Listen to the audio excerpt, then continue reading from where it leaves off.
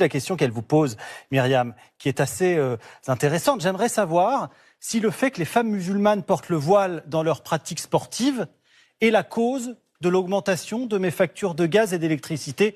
Vous aurez bien évidemment compris toute l'ironie qui se cache derrière cette question. La question, elle est marrante.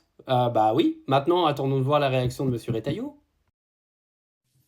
Toute l'ironie qui se cache derrière cette question. Bon. Ça n'a rien à voir, bien sûr. Simplement, je voudrais lui dire qu'il y a des femmes iraniennes, aujourd'hui, qui risquent la mort pour oser envoyer leur voile.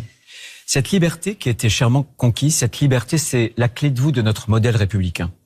Et ça signifie, bien sûr, une liberté de conscience à titre individuel, mais aussi un principe de neutralité, que le législateur a affirmé, réaffirmé, par exemple, en interdisant le voile à l'école, par exemple, en interdisant, pour les agents publics, en interdisant le voile aussi pour les agents publics dans les services publics. Donc cette réaffirmation de cet interdit, il est important. Ferme ta gueule avec le voile, ferme-la, Retailleau.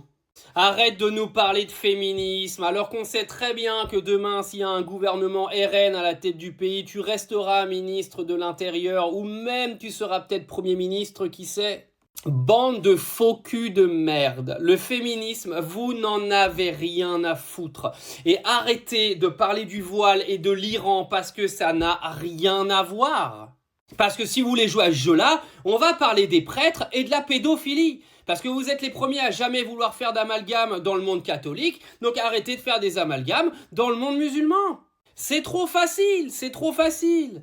On sait très bien qu'aujourd'hui, cette lutte du voile, elle n'est que pour le simple et unique fait que les Français et les politiques qui sont à la tête aujourd'hui des gouvernements en ont marre de voir des musulmans dans la rue. Si vous étiez les premiers à pouvoir les renvoyer tous dans leur pays, vous le feriez. Donc arrêtez de venir faire vos hypocrites en parlant de féminisme. Vous n'en avez rien à foutre. Vous ne voulez plus voir de boucherie halal. Pourquoi ? Pour le féminisme aussi ? Vous avez des femmes qui sont forcées d'aller manger du halal, sinon elles se font couper la tête par leur mari ? Vous êtes en train de retirer toutes les aides des écoles musulmanes alors qu'on a 9 millions de musulmans dans ce pays ?